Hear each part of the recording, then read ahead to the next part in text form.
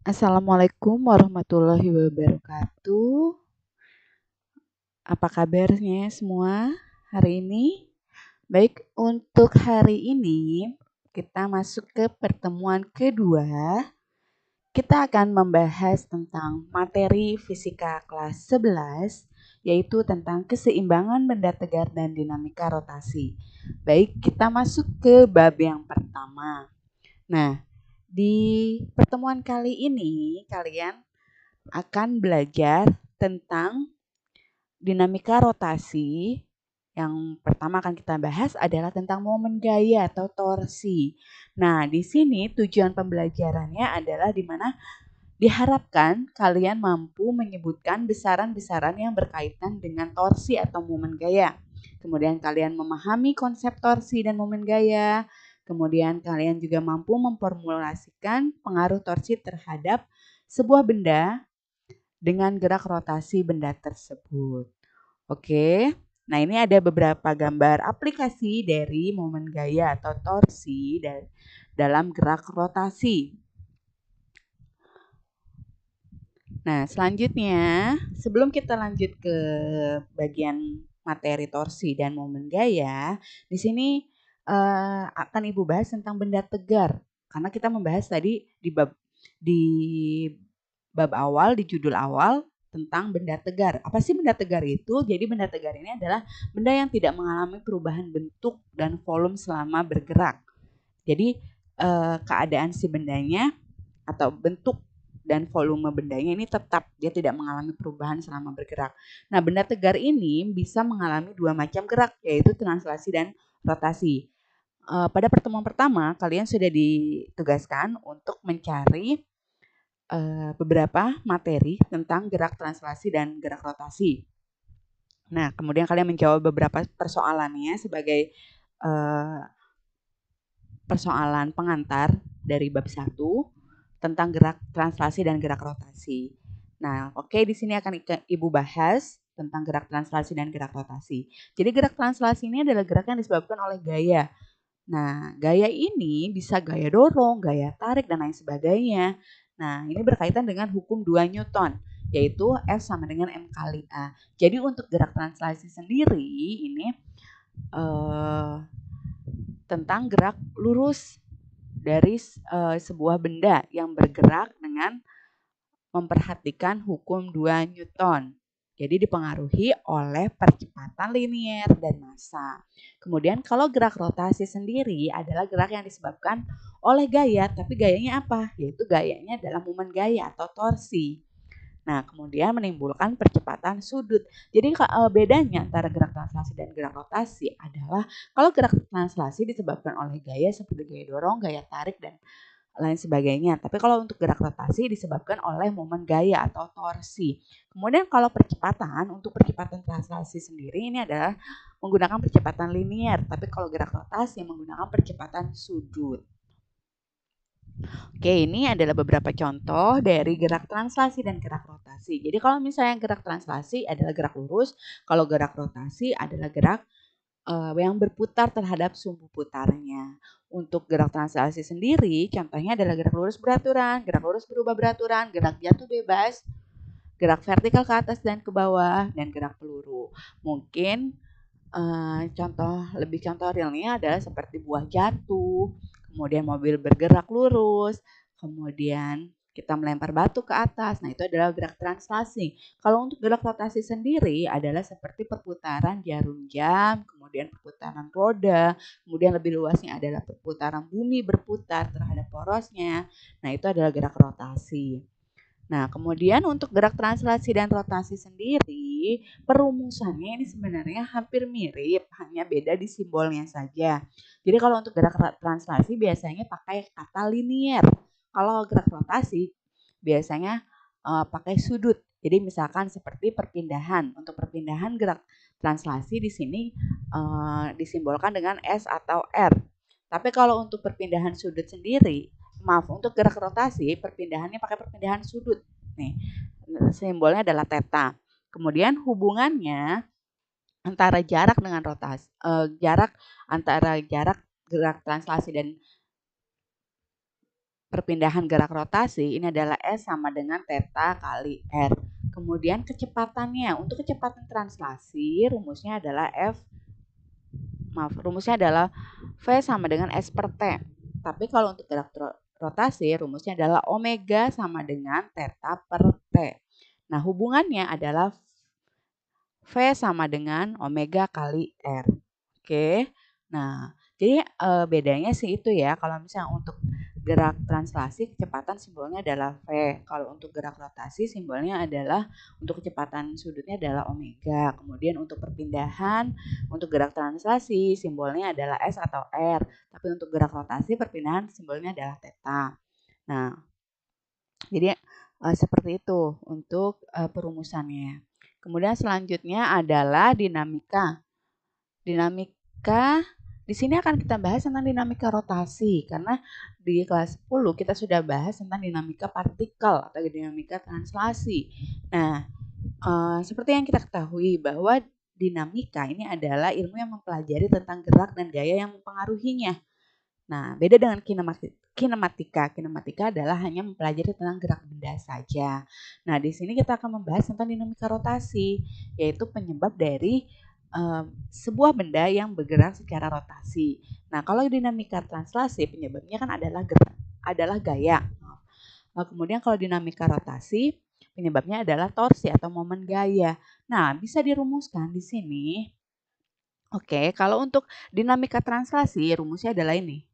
Oke, F sama dengan M kali A. Gayanya, gaya sama dengan massa dikali percepatan. Tapi kalau untuk dinamika rotasi, di sini adalah torsi. Torsi sama dengan seperti ini. Ya, tanda seperti ini,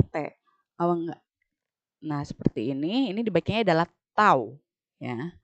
Tau sama dengan I kali alfa. I-nya ini adalah momen inersia, alfanya ini adalah percepatan sudut. Oke. I-nya adalah momen inersia dan alfanya adalah percepatan sudut. Oke. Nah, selanjutnya kita masuk ke momen gaya atau torsinya. Tadi kan kita sudah bahas ini ya. Oke. Penyebab dari gerak benda yang secara gerak rotasi adalah torsi. Oke. Nah, rumus umum torsi adalah tau sama dengan I kali alfa. Nah, kita bahas lebih lanjut lagi. Jadi torsi atau momen gaya itu adalah hasil kali antara gaya yang tegak lurus. Oke, diingat tegak lurus terhadap jarak titik poros ke gayanya. Nah, di sini kita rumuskan rumus torsi sendiri. Tadi selain tau sama dengan I kali alfa, nah momen inersia dikalikan dengan percepatan sudut, ada lagi rumusnya yaitu tau sama dengan F kali R. Nah, ini adalah hubungan dengan gaya. Jadi rumus torsi adalah gaya dikalikan dengan lengan gaya. Nah, F-nya ini adalah gaya, R-nya ini adalah panjang lengan gayanya.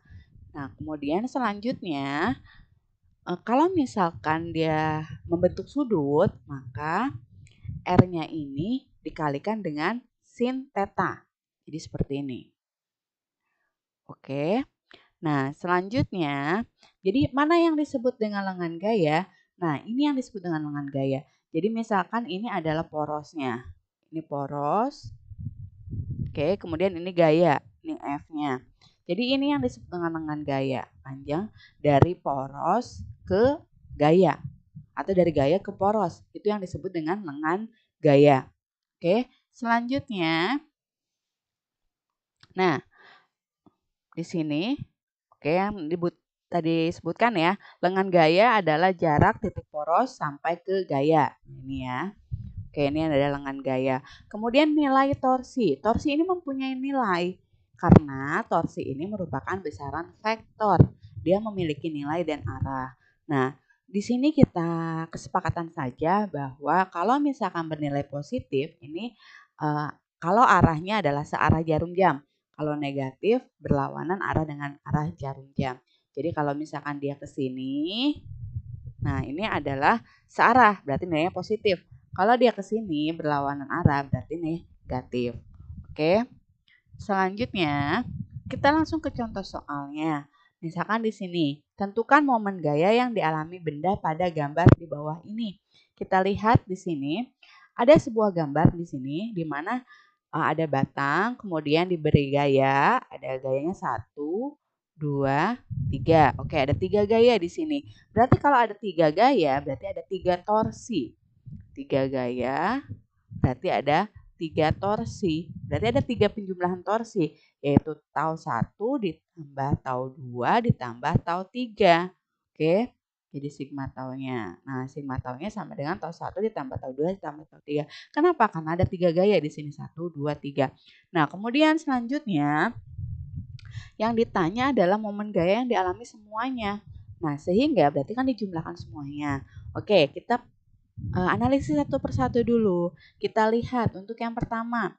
Oke, kita pakai yang misalkan ini F1-nya. Ini F1, ini F2, ini dan F3. Oke, ini gayanya, gaya 1, 2, dan 3. Oke, untuk yang pertama, torsi yang pertama. Torsi yang pertama kita lihat. Berarti kan di sini ingat rumus torsi itu F kali R ya. Nah, F1 kali R ditambah F2 kali R ditambah F3 kali R. Oke, untuk yang pertama F1. F1 F-nya adalah 6. Oke, di sini kita tulis 6. Oke, 6. Kemudian selanjutnya, nah R-nya adalah panjang lengan gaya. Ingat, panjang lengan gaya adalah jarak dari poros ke gayanya. Oke, porosnya adalah di sini. Ya, porosnya di sini. Berarti dari sini ke sini. Nah, panjangnya berapa? 6 cm. 6 cm kita jadikan meter.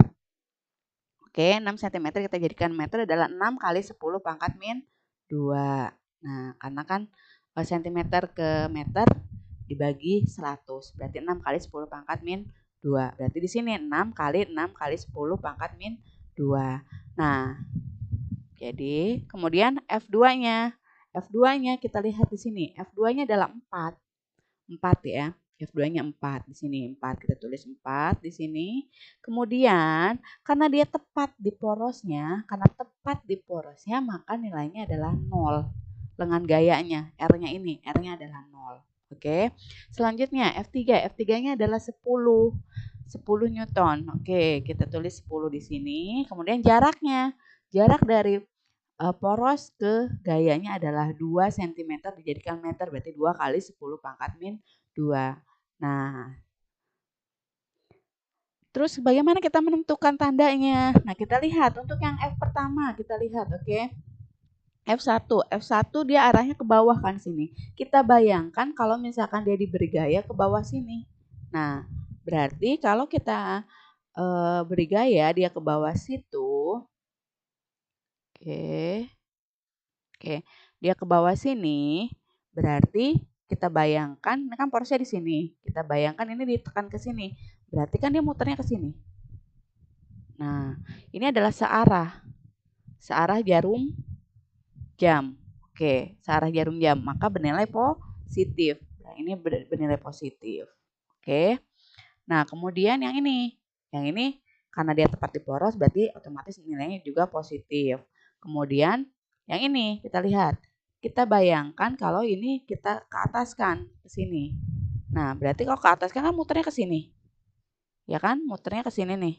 Berarti dia searah. Berarti nilainya juga positif. Maka nilainya positif. Nah, seperti itu jadi ya penentuan positif negatifnya ya. Jangan lupa ditentukan positif dan negatifnya. Barulah kita di sini hitung 6 kali 6, 36, 10 pangkat 2 ditambah 20 kali 10 pangkat min 2. Maka hasilnya adalah 0,56 Newton meter. Oke, selanjutnya kita lihat yang kedua. Kita lihat, oke. Nah, porosnya di sini. Oke. Oke, ini porosnya di sini. Untuk yang pertama adalah kita ini F untuk torsi yang pertama. F2 nih. Oke. Berarti F2 kali sin 30 ya, karena dia membentuk sudut. Nah, kemudian jaraknya dari sini ke sini 4. Dari sini ke sini 2. Oke. Berarti F kali sin 30 kali 2. Ya. Karena kan panjang lengan gayanya adalah 2. Ini 2 meter dari sini ke sini. Nah, kemudian tandanya positif atau negatif. Kita lihat. Ini kalau misalnya kita putar. Oke, kita bayangkan di sini ini poros. Kemudian kita tekan ke sini, berarti kan arahnya ke sini ya.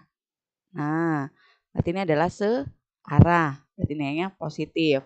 Kemudian, nah ini makanya nilainya positif ya. Positif. Kemudian yang ini, yang F1 ini, kita bayangkan di arahnya ke atas. Oke, maka bernilai positif juga karena searah, kan ke sini nantinya. Nah, oke. Nah, kemudian lengan gayanya untuk yang ini, untuk F1 adalah 4, berarti 10 kali 4. Maka dijumlahkan hasilnya segini. Oke, paham ya? Kemudian selanjutnya, contoh ketiga. Sebuah batang homogen bermassa 3 kg dan panjang 40. Kemudian bebannya 2 kg pada salah satu ujungnya. Nah, jika F-nya sebesar 280, mengarah ke atas bekerja pada jarak 5 cm pada titik, maka hitung momen gayanya. Oke, kalau kita gambarkan seperti ini. Gayanya adalah 280, kemudian ada ininya, batangnya adalah 30. Kemudian berat bebannya adalah 20 Newton. 20 Newton dari 2 kali 10. Artinya M kali G ya. Kan W sama dengan M kali G. Berarti 2 dari sini ya. 2 kali 10 maka hasilnya adalah 20 Newton. Nah, kemudian batang homogennya juga ini dari sini asalnya. W sama dengan M kali G. Berarti 3 dari sini. 3 kali 10 sama dengan 30 Newton. Oke. Nah, kemudian selanjutnya adalah kita lihat momen gayanya ya. Momen gaya yang pertama adalah ini.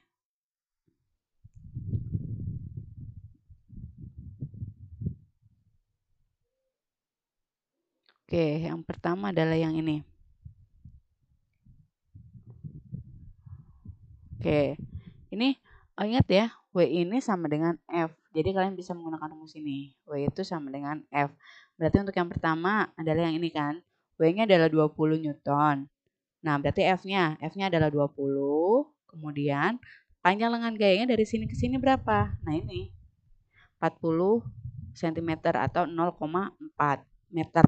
Jadi dijadikan meter dulu ya. Berarti 20 dikali 0,4. Arahnya kemana? Arahnya ke sini. Kita bayangkan ini poros, ini arahnya ke bawah berarti ke sini.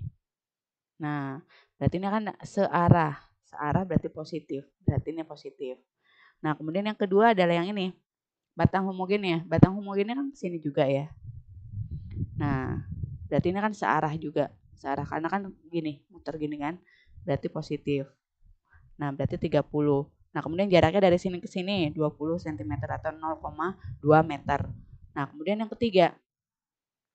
Nah, yang ketiga ini ada gaya di sini 220. Kita lihat. Nah, ini kan arahnya ke sana ke atas. Ini porosnya di sini. Jadi kalau misalnya kita bayangkan dia ke atas sini, kita dorong ke atas, maka dia arahnya ke sini. Nah, berlawanan. Jadi dibayangkan ini dia didorong ke atas ke sini, berarti dia muternya kan otomatis ke sini ya. Nah, berarti berlawanan, berarti negatif, makanya ini nilainya negatif. Nah, berarti 280 dikali jarak dari sini ke sini adalah 5 cm atau 0,05 meter. Nah, tinggal dijumlahkan, maka torsinya adalah 0. Nah, kalau misalkan torsinya 0, berarti batangnya tidak berputar, artinya dalam keadaan setimbang. Oke. Nah, selanjutnya untuk yang nomor 4, kita lihat di sini ada gambar persegi seperti ini, ada F1, F2, F3, F4. Oke, di sini kita lihat adalah, ingat, untuk torsi sendiri harus tegak lurus itu seperti ini ya. Nah, jadi untuk yang tegak lurus yang pertama adalah yang kita hitung adalah F2 karena dia tegak. Nah, ini porosnya ya. Jadi porosnya seperti ini. Jadi seperti ini. Dia tegak lurus terhadap porosnya. Berarti F2 masuk. F3 juga masuk. F1 ini tidak memenuhi syarat karena dia tidak tegak lurus. Nah, berarti artinya dia tepat berada di poros, lengan gayanya berarti 0. Berarti torsinya 0. Nah, sehingga yang hanya kita hitung adalah F2, F3, dan F4. Nah, kita lihat di sini ada gambar jelasnya. Nah, kemudian untuk yang F2. Nah, berarti kan di sini hanya kita hitung ini, dan ini. Oke. Untuk torsi yang pertama adalah kita pakai F2, berarti 20 kali. Nah, ini jarak dari kita hitung yang tegak lurus. Ini kan yang begini. F2-nya nah seperti ini ya, F2 ya. Ini F2. Berarti jarak dari sini ke sini untuk lengan gayanya. R-nya. Berarti dari sini ke sini adalah 10 cm atau 0,1 meter. Nah, kemudian arahnya kan dia ke sini, berarti arahnya kita bayangkan ke sini, berarti searah, berarti positif. Kemudian untuk yang keduanya F3 10. Berarti 10 kali, nah jarak dari sini ke sini, karena tegak lurusnya dari sini ke sini adalah 20 cm atau 0,2. Nah, kemudian nilainya positif. Kenapa? Karena ke sini kan. Nah, kita searah berarti positif. Kemudian F4. F4-nya ada 2. Kenapa ada 2? Karena ada F4Y sama F4X. Untuk F4X kita pakai sin. Untuk F4Y kita pakai cos. Oke.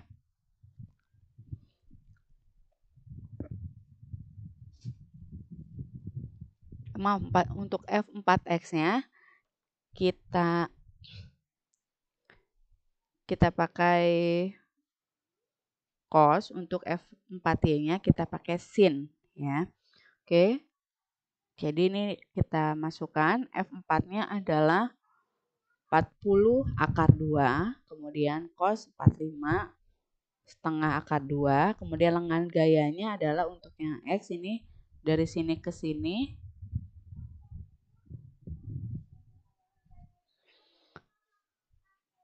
Oke, dari sini ke sini ya, dari sini ke sini adalah 0,1 ya. Oh, jadi untuk untuk yang ingat ya, untuk yang X ini pakai cos, untuk yang Y ini pakai sin. Oke. Nah, kemudian selanjutnya untuk yang X kita lihat, untuk yang X jaraknya dari sini ke sini. Nah, dari sini ke sini ini adalah 10. Nah, berarti 0,1. Nah, kemudian untuk yang Y adalah dari sini ke sini adalah 20, berarti 0,2. Oke, jelas ya. Kemudian untuk tandanya untuk yang X karena dia arahnya ke sana, berarti kita bayangkan dia arahnya ke sana, muternya berarti ke sini. Nah, berarti positif. Kalau yang ini kan ke bawah sini, berlawanan, berarti negatif. Nih ya. Oke, kemudian selanjutnya dimasukkan semuanya, maka hasil taunya adalah 0. Sigma taunya, berarti ini adalah keadaan kesetimbangan. Artinya seimbang ya. Oke, jadi kesimpulan dari pelajaran kali ini adalah kalau dinamika rotasi ini penyebabnya adalah torsi momen gaya.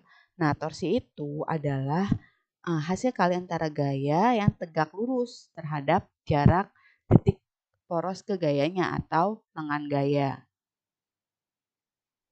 Jadi gaya tegak lurus dengan lengan gayanya. Kemudian kita tahu bahwa kalau torsi bernilai positif kalau searah jarum jam, dan torsi bernilai negatif kalau berlawanan arah dengan jarum jam. Oke, cukup sekian untuk penjelasan pada pertemuan kedua kali ini. Semoga kalian dapat memahaminya. Jika kurang jelas, silakan boleh ditanyakan. Kita berdiskusi di grup diskusinya. Terima kasih sudah memperhatikan dan selamat mempelajarinya lagi. Kurang lebihnya mohon maaf. Wassalamualaikum warahmatullahi wabarakatuh.